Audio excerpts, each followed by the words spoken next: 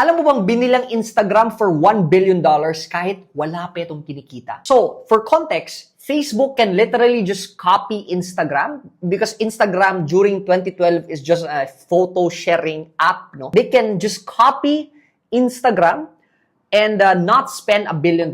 They can probably spend only $1 million and create their own version of Instagram. Pero here's my question. Why did Facebook have to spend $1 billion to buy Instagram?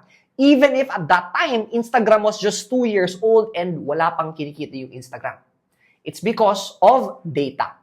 So, if you're gonna notice, Instagram, kahit wala pang kinikita, there are already millions of users of Instagram. And those millions of users is actually data.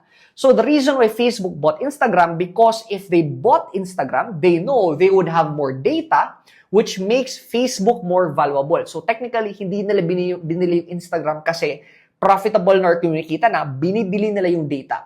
What does this teach us about business? Yung asset talaga ng negosyo natin is not really our income, not our profit.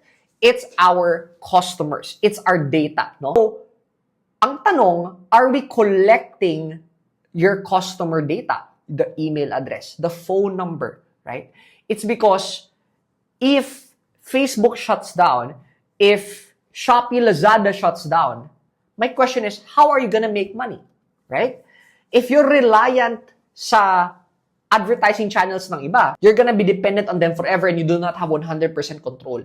Pero if you have a customer list, may mga leads ka, may mga customers ka, and alam mo yung mga warm customers, yung mga hot customers, yung mga customers na 5 years nang bumili sa'yo, yung mga customers na 1 year pa lang, and mas-segregate mo sa kanila. And if a company would buy you, that becomes valuable na para sa'yo because you can literally just call them, contact them, email them, text them, and just like that, you can now make money. So the lesson here is your data, your customer list is more valuable than your income or profit.